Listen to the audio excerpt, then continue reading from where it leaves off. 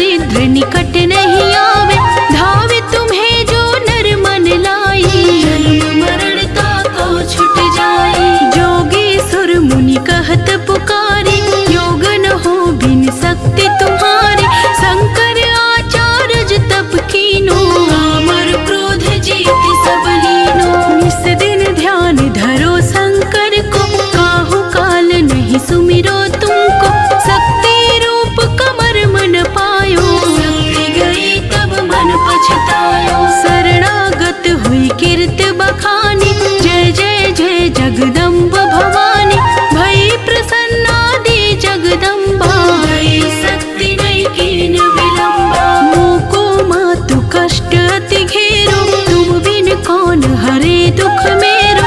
आशा तृष्णा निपट सतावल, मोह मदादिक सब विनाशावल। शत्रुनाश की जय महारानी, सुमिरो एक चित तुम्हें भवानी।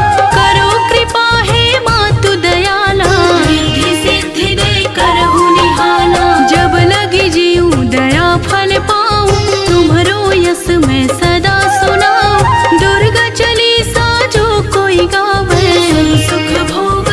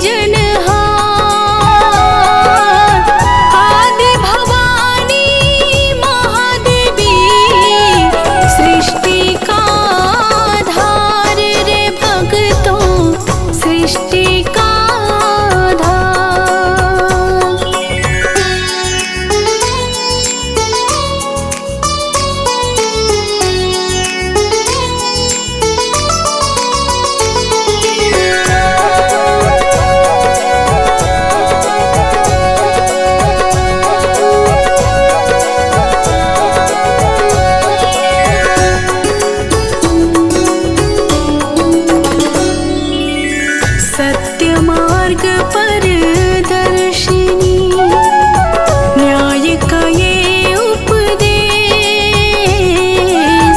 सत्य मार्ग पर दर्शिनी, न्याय का ये उपदेश।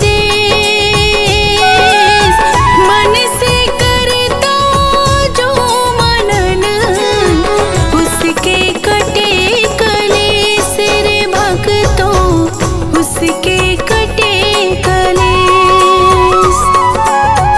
जो भी विपत्ति काल में कर दुर्गा का जाप, जो भी विपत्ति काल में कर दुर्गा का जाप, पूर्ण हो मनोकामना सभी, भागे दुख संताप रे भक्तों, भागे दुख संताप।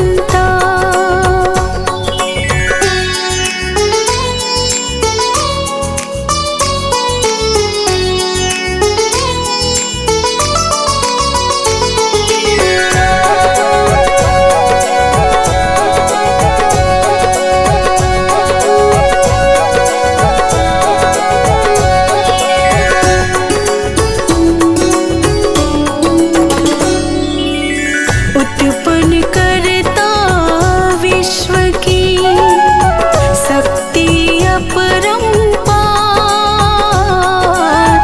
उत्पन्न करता विश्व की शक्ति अपरंपार। इस कार्य जो करे भव से उतरे पार रे भक्तों, भव से उतरे पार। दुर्गा शोक विनाशिनी, ममता का है रूप। दुर्गा शोक विनाशिनी, ममता का है रूप। सती साध्वी संतवती, सुख की कलानूप रे भक्तों, सुख की कलानूप।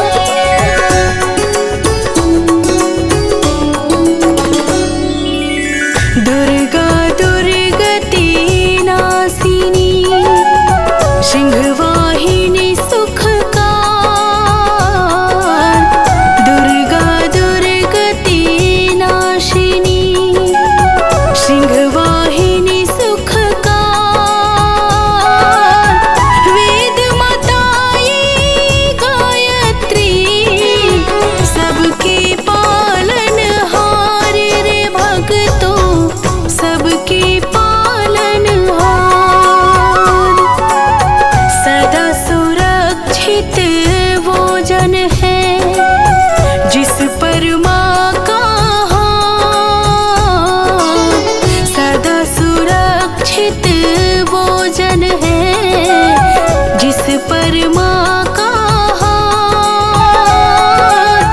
विकट डगरिया पे उसकी कभी न बिगड़े बात तेरे भक्तों, कभी न बिगड़े बात।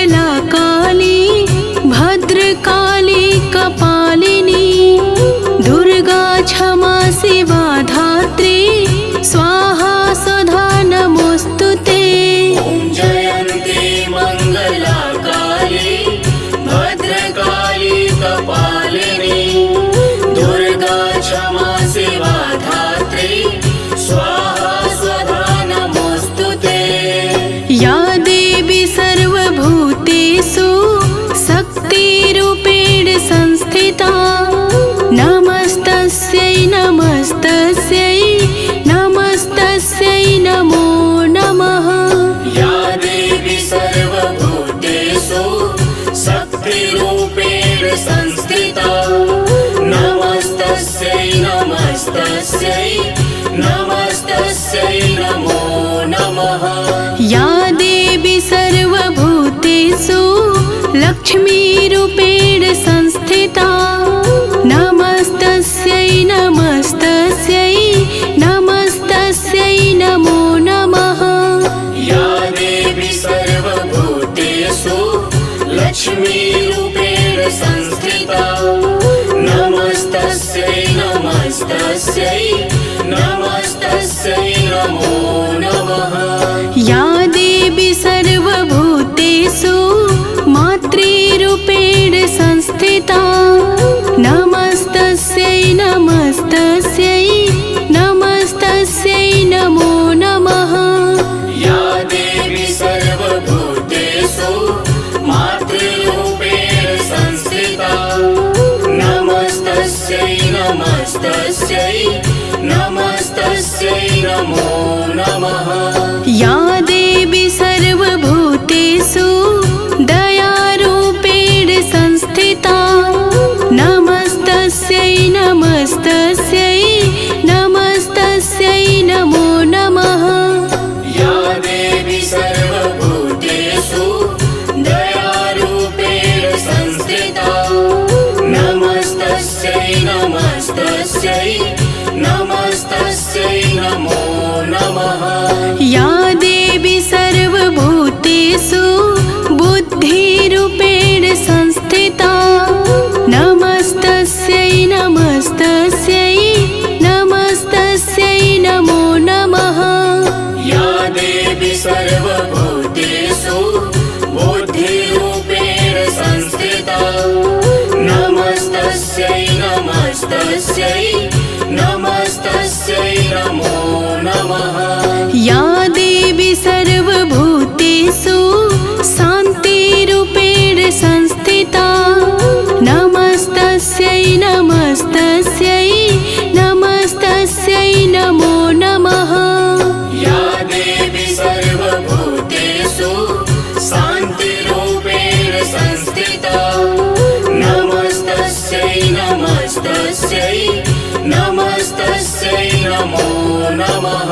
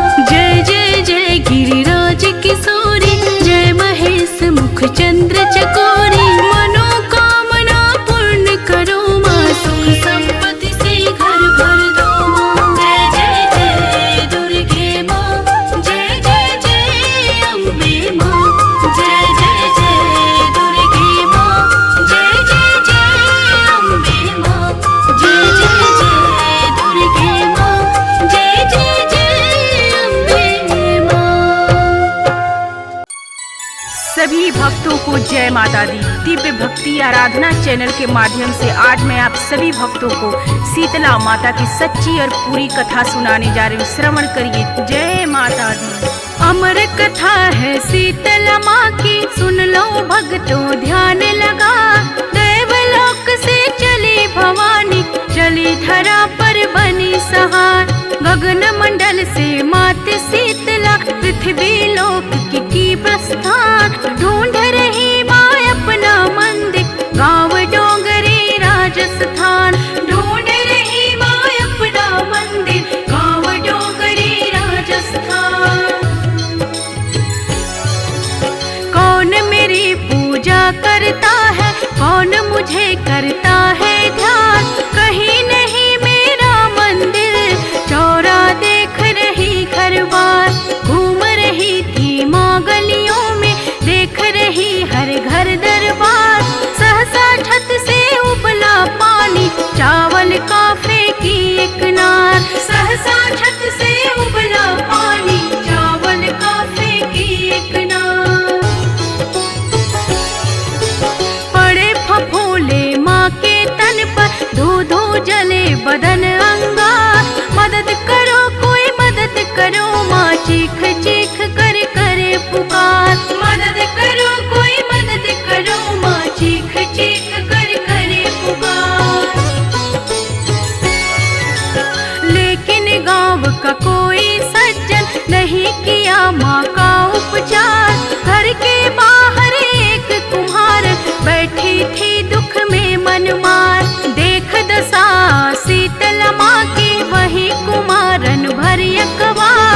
डाल डाल कर ठंडा पानी, नहलाई माँ को कई बार। डाल डाल कर ठंडा पानी, नहलाई माँ को कई बार। कही कुम्हारन बूढ़ी माँ से, भूखी होगी अपरंपार। कहीं ज्वार की रोटी खा लो, रात का भोजन हो स्वीकार। कहीं ज्वार की रोटी खा लो, रात का भोजन हो स्वीकार। रबड़ी रोटी खाई मैया, देती आशीष अपरंपार। तब जाकर शीतल भई मैया, खूब हुआ सेवा सत्कार। तब जाकर शीतल भई मैया, खूब हुआ सेवा सत्कार। कहा कुम्हारन ने मैया से, कितने बिखरे बाल कपार। लगे गूथने चोटी सर पर, कंघी करने लगे हजार। देख अचानक डरी कुम्हारन, सिर में आँख का कर दीदार। लगी भागने हाथ छुड़ा के, घबराई नारी लाचार। लगे भागने हाथ छुड़ा के, घबराई नारी लाचार। रुक जा बेटी ठहरो बेटी, करे शीतला करुण पुकार। ना मैं भूत प्रेत पैसाचन, डरो नहीं आओ निज द्वार। ना मैं भूत प्रेत पैसाचन, डरो नहीं आओ निज द्वार। मैं हूँ माता देवी शीतला, धरती पर आई यही साथ। कौन मेरी पूजा करता है, मंदिर चौरा का रखवार। कौन मेरी पूजा करता है, मंदिर चौरा का रखवार। इतना कहकर मात शीतला, चार भुजा में ले अवतार। स्वर्ण मुकुट तन हीरे मोती, असली रूप प्रचंड प्रहार। स्वर्ण मुकुट तन हीरे मोती, असली रूप प्रचंड प्रहार। माँ के दर्शन कर कुम्हारन, ओटन लगी लीलार कपार। हूँ गरीब तुझे कहाँ बिठाऊं, नैना बहे अश्रु के धार। हूँ गरीब तुझे कहाँ बिठाऊं, नैना बहे अश्रु के धार। ना चौकी ना साधन घर में, ना कोई आसन है मेरी माँ। हाथ जोड़ कर खड़ी कुम्हारन, क्षमा करो हे माँ एक बार। हाथ जोड़ कर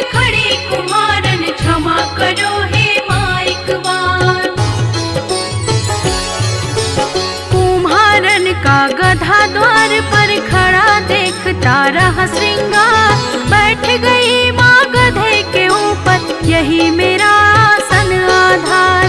बैठ गई माँ गधे के ऊपर, यही मेरा आसन आधार। एक हाथ में झाड़ू दूजे डलिया लेकर करे विचार। झाड़ू झाड़ भर फेंक के डलिया करे गरीबी का निस्तार। झाड़ू झाड़ भर फेंक के डलिया करे गरीबी का निस्तार। तेरी भक्ति से प्रसन्न हूँ, मांगो वर कोई तुम खार। हाथ जोड़ कर कही कुमारन, डुमरी गाँव में करो निवास। हाथ जोड़ कर कही कुमारन, डुमरी गाँव में करो निवास। जैसे मेरी दीन दशा का मैया तूने किया निवार, इसी तरह इस गाँव लोक का कर दो मैया बेड़ा पार। इसी तरह इस गाँव लोक का कर दो मैया बेड़ा पार। होली बाद सप्तमी के दिन जो भी करे भक्ति सत्कार। दही वस्त्र ठंडा जल ढारे, उसका होए स्वप्न साकार। दही वस्त्र ठंडा जल ढारे, उसका होए स्वप्न साकार। नारी सुहागन सदा रहे, वह गोद भरे अन्न धन भंडार। पुरुष चढ़ावे फूल नारियल, सुखी रहे उसका परिवार। पुरुष चढ़ावे फूल नारियल, सुखी रहे उसका परिवार। बेटी तेरा वर हो पूरा, देती पूजा का अधिकार। गाँव सेल की डोंगरी में मैया का मंदिर सुख द्वार। गाँव सेल की डोंगरी में मैया का मंदिर सुख द्वार। मेला लगता धाम शीतला, दिवस सप्तमी को हर बार। पूर्ण कामना सबकी होती, जो धावे माँ के दरबार। पूर्ण कामना सबकी होती, जो धावे माँ के दरबार। जौनपुर में धाम चौकिया, शहर बनारस माँ का न्यास। करे शीतला धाम को सांबे, देश विदेश करे अरदास। करे शीतला धाम को सांबे, देश विदेश करे अरदास। अदलपुरा में धाम शीतला, बुढ़िया माई हथियारा। अहरौरा मिर्जापुर मैया, बसे खोह मेले विश्राम। अहरौरा मिर्जापुर मैया, बसे खोह मेले विश्राम। ढोलक ताल मजीरा बाज, निस दिन मैया के दरबार। जो नित दिन भजन सुनावे, भर देती अन्न धन घर द्वार। जो नित दिन ये भजन सुनावे, भर देती अन्न धन घर द्वार। अमर कथा है शीतला माँ की, सुन लो भक्तों ध्यान लगा। दैवलोक से चली भवानी, चली धरा पर भई सहार। दैवलोक से चली भवानी, चली धरा पर भई सहार। दैवलोक से चली भवानी, चली धरा पर भई सहार। दैवलोक से चली भवानी, चली धरा पर भई सहार। आ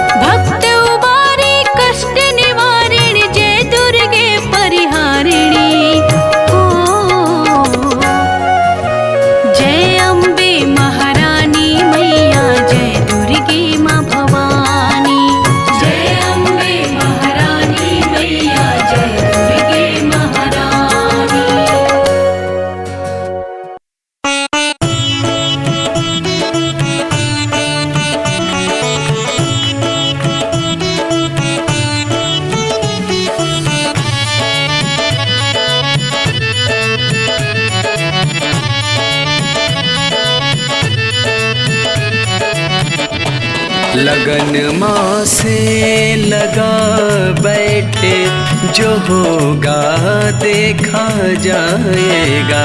लगन माँ से लगा बैठे, जो होगा देखा जाएगा। जो होगा देखा जाएगा, जो होगा देखा जाएगा। जो होगा देखा जाएगा, जो होगा देखा जाएगा। जो होगा देखा जाएगा। तुम्हें अपना बना बैठे, तुम्हें अपना बना बैठे, जो होगा देखा जाएगा। लगन माँ से लगा बैठे, जो होगा देखा जाएगा।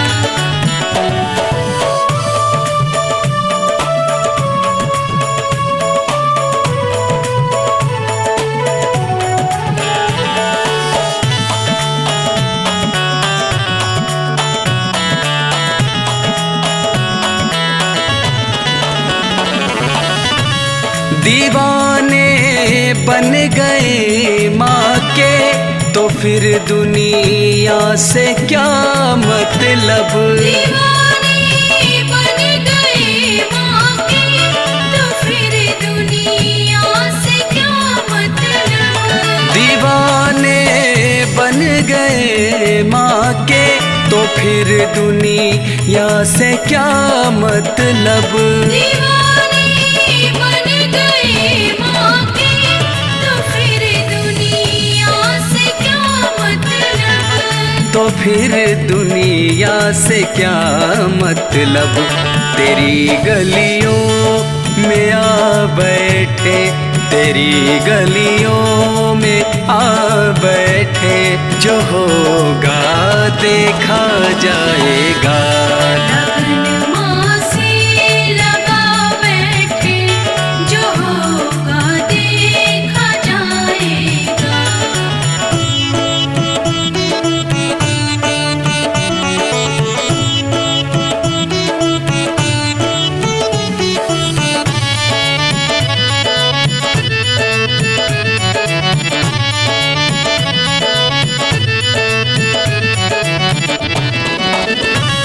कभी दुनिया से डरते थे, कि छुप छुप याद करते थे।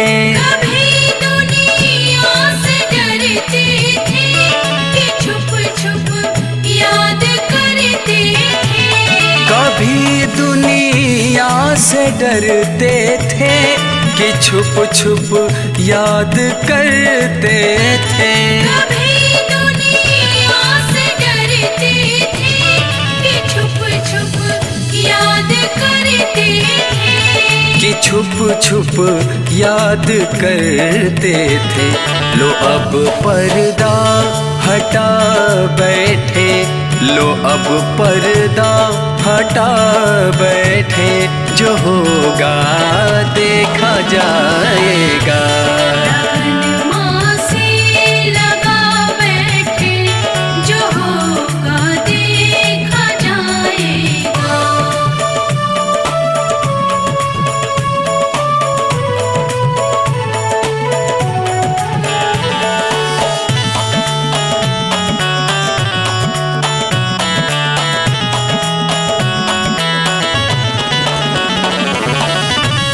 कभी ये ख्याल था दुनिया हमें बदनाम कर देगी।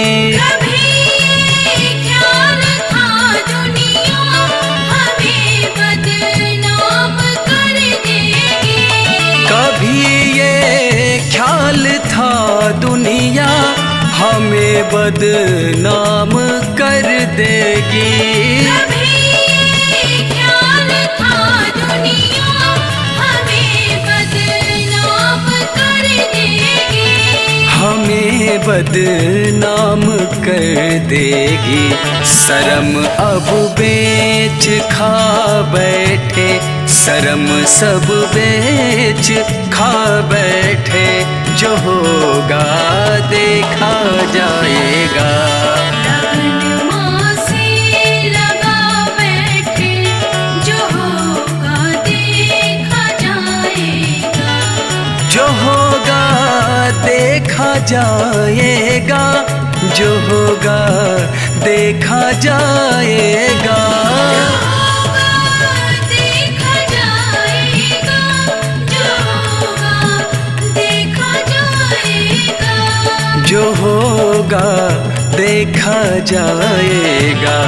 तुम्हें अपना बना बैठे, तुम्हें अपना बना बैठे, जो होगा देखा जाएगा।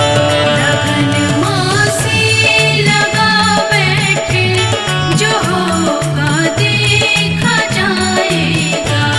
लगन माँ से लगा बैठे, जो होगा देखा जाएगा।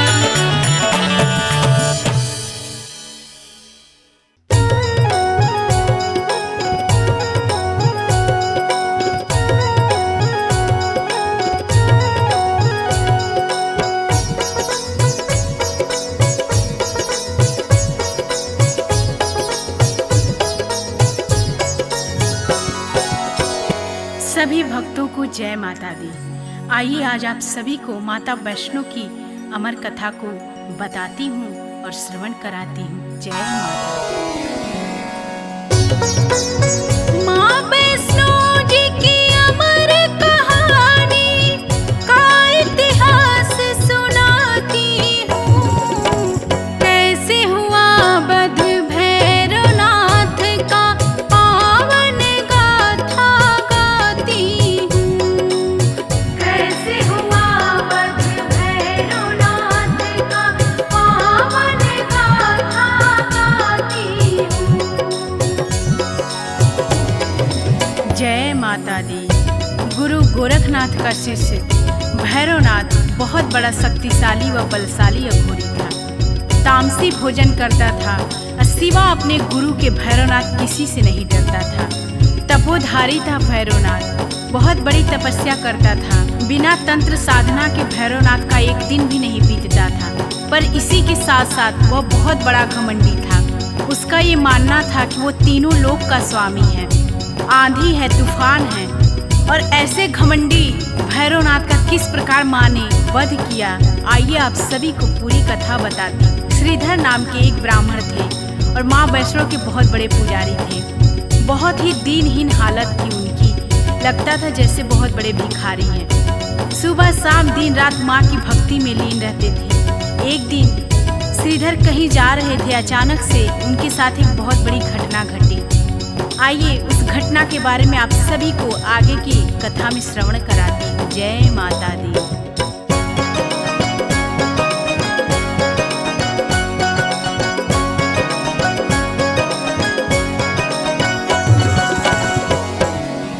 श्रीधर ने जो कुछ भी देखा, आपको वही दिखलाती हूँ।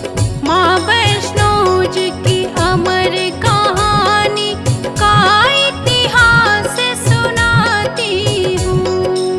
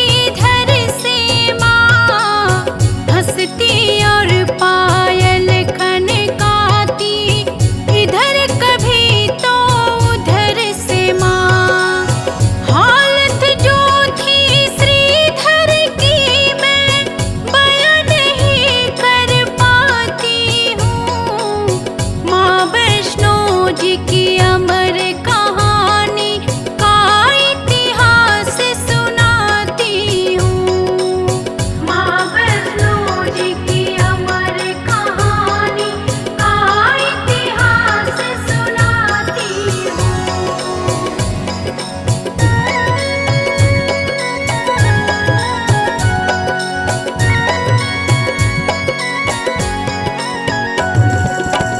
बोला श्रीधर को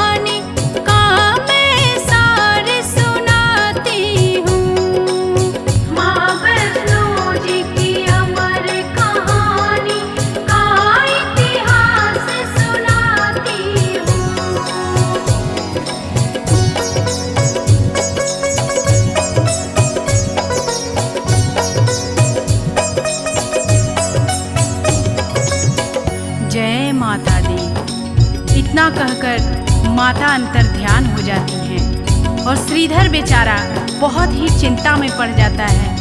और माता के कहे अनुसार श्रीधर सबको न्योता देने के लिए प्रत्येक गांव में जा के सबको निमंत्रण देता है कि मेरे घर माँ वैष्णो का भंडारा है, आप सभी को आना है। और माता के कहे अनुसार गोरखनाथ और उनके शिष्य भैरव को भी निमंत्रण देने के लिए श्रीधर उनके आश्रम में पहुंचता है।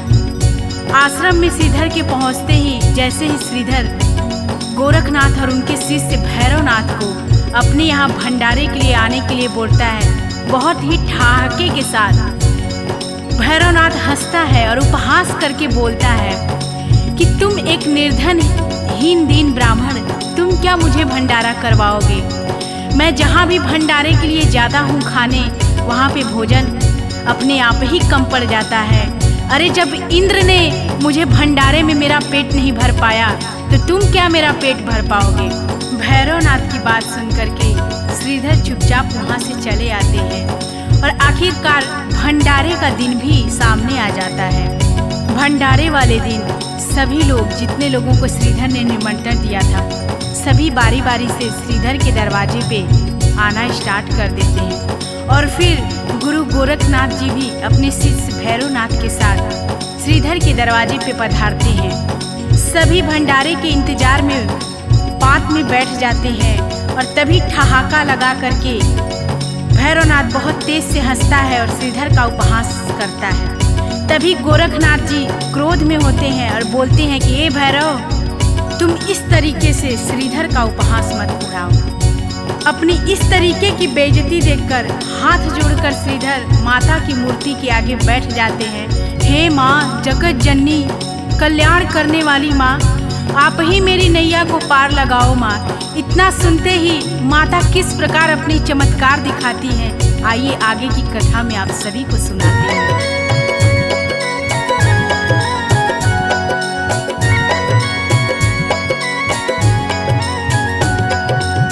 प्रकट हो गई कन्या रूप में, सुन के व्यथा जगत जननी, बोली हंस के माँ श्रीधर से, सूरत सही करो अपनी।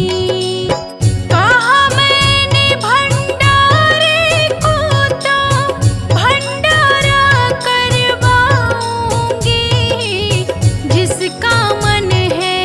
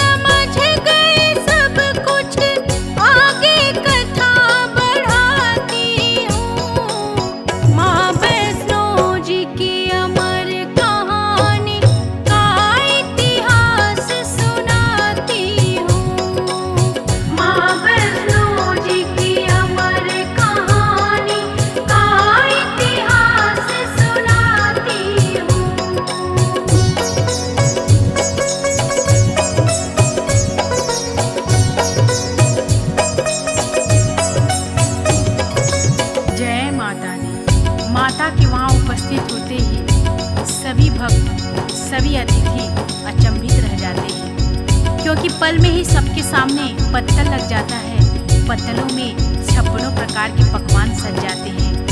सभी पेट भर करके हंसी खुशी आनंद होकर सभी पकवानों का आनंद उठाते हैं। लेकिन भैरवनाथ शंका में डूब जाता है कि आखिर कौन है ये इतनी तेज वाली अद्भुत सी कन्या जो कि इस गरीब निर्धन ब्राह्मण के घर में आकर के इतना बड़ा भंडारा करवा रही है। तभी गरज करके भैरवनाथ बोलता है कि ए कन्या, मैं मांस और मदिरा का भोजन करता हूँ। अगर हमको ये खाना नहीं मिला, हमको ये भोजन नहीं मिला, तो मैं इस भंडारे से रुष्ट होकर के चला जाऊंगा और तुझे श्राप दे दूंगा।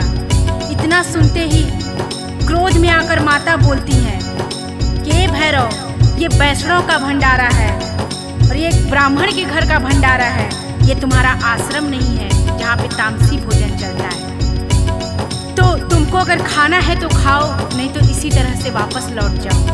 इतना कहकर ही माता अंतर ध्यान हो जाती हैं। आइए आगे की कथा में आपको श्रवण कराते हैं।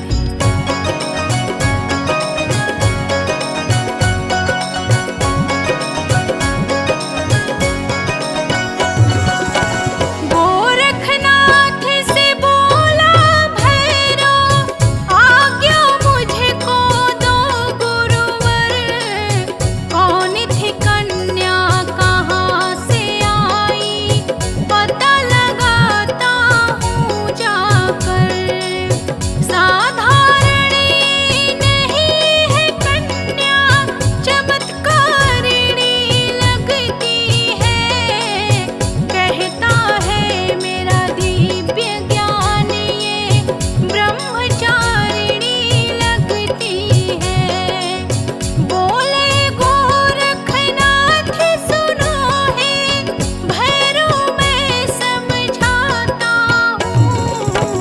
माँ भैरव जी की अमर कहानी का इतिहास सुनाती हूँ।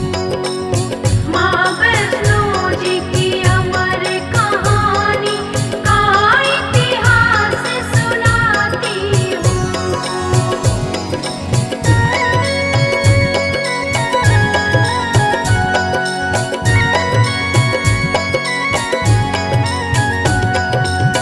मानी नहीं गुरु की आज्ञा, दौड़ पड़ा माँ के पीछे।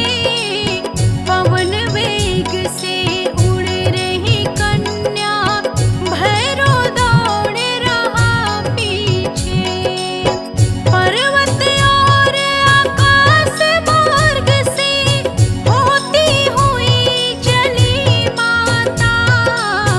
पीछे पड़ाया घोड़ी भैरव, नेत्र से अग्नि बरसाता। पवन पुत्र वीर लांगुर जी की अनुपम छटा दिखाती हूँ। माँ वैष्णो जी की अमर कहानी का इतिहास दिखाती हूँ। माँ वैष्णो जी की अमर कहानी का इतिहास सुनाती हूँ।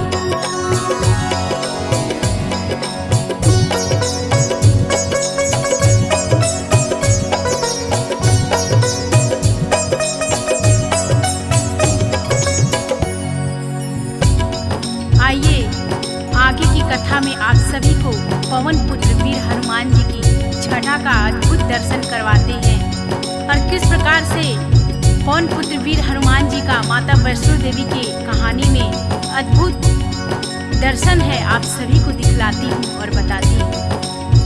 पर्वत की एक शिला पे वीर लांगुर हनुमान जी बैठे रहते हैं और माता के और भैरवनाथ के जो खेल चल रहा है उसको बहुत ही भली भांति जानते हैं और माता को पहचान जाते हैं वीर लांगुर हनुमान जी की ये माँ वैष्णो है। और जो ही माता उनके पास पहुँचती है, वीर हनुमान जी के पास में नतमस्तक होकर के माता को प्रणाम करते हैं और बोलते हैं, हे जगत जननी जगदम्बा माँ, जो भी आज्ञा हो इस बालक के लिए सो आप कहिए। और देखिए आगे माता क्या बोलती हैं हनुमान जी से। बोलती हैं हे पवन पुत्र हनुमान सुनो, पीछे पीछे हमारे दुष्ट भैरवनाथ आ रहा है और मैं गुफा के अंदर प्रवेश करने जा रही हूँ। और जब तक मैं गुफा के बाहर ना आ जाऊँ तब तक तुम इस गुफा के द्वार की रखवाली करते रहना। इतना कह कर के माता गुफा के अंदर चली जाती है और पीछे पीछे पवन वेग से भैरवनाथ भी वहीं पे आ जाता है और गुफा के आगे पवन पुत्र का पहरा लगा रहता है। जैसे ही पवन पुत्र को भैरवनाथ देखता है बहुत ही क्रोध से बोलता है, ए बंदर हट तू, यहाँ से मुझे अंदर जाना है। हनुमान जी भैरव से बोले, कौन है तू दुष्ट, क्यों यहाँ आया है? लगता है तेरा काल खींच करके यहाँ लाया है। तुझे पता नहीं है कि तू यहाँ पे किस लिए आया है? तेरा आज अंत होगा। इतना सुनते ही क्रोध में भैरवनाथ बोलता है कि तू बंदर होकर के मुझे मारेगा। और आइए, बड़ा ही सुंदर वर्णन है माता की अद्भुत शक्तियों का और किस प्रकार से माँ ने भैरवनाथ का वध किया। आगे की कथा में आप सभी को श्रवण कराती हूँ।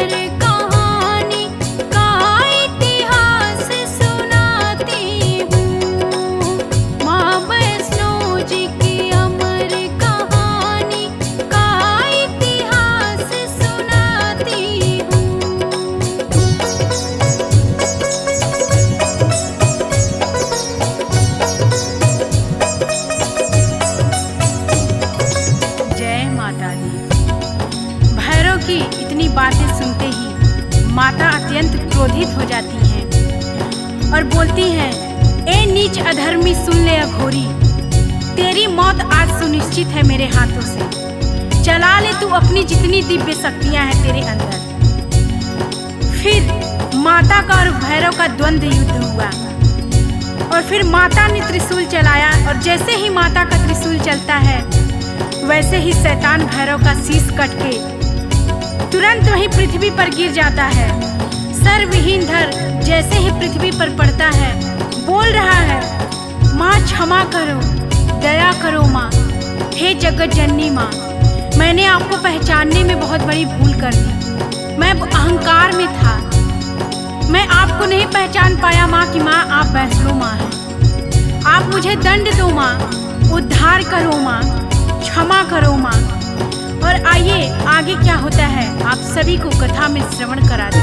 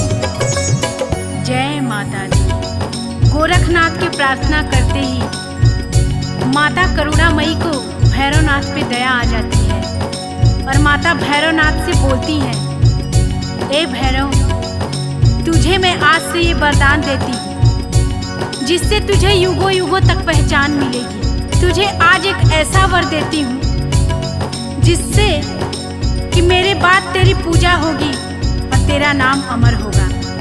और माँ ऐसा वरदान देती है कि अगर मेरे दर्शन करने के बाद जो तुम्हारा दर्शन नहीं करेगा उसकी यात्रा और उसका दर्शन अधूरा रह जाएगा। मेरा दर्शन करे या ना करे पर तेरा दर्शन जरूरी है। भैरव बोला, धन्य हुआ माँ, अब मैं सूर्य लोक को जाता हूँ। भक्तों, जिस प्रकार करुणामयी माता ने दुष्ट शैतान भैरव का उद्धार किया, उसी प्रकार जगत जननी माँ से मैं अपने सभी भक्तों के लिए प्रार्थना करती हूँ। हे माँ, सबका उद्धार करो माँ, पूरे जगत का कल्याण करो माँ। जो भी क्षमा के योग्य हैं उनको क्षमा प्रदान करो माँ।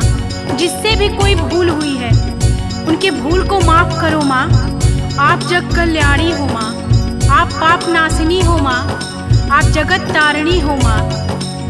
हाथ रखो माँ हमारे सिर पे, कल्याण करो माँ। मैं अंकिता आपके चरणों में शीश झुकाती हूँ माँ, कल्याण करो माँ। जो भी इस कथा में मेरे से त्रुटि हुई होगी, आप सभी भक्तों से और माता रानी से क्षमा प्रार्थी हूँ। प्रेम से बोलिए जय माता दी, जय वैष्णो।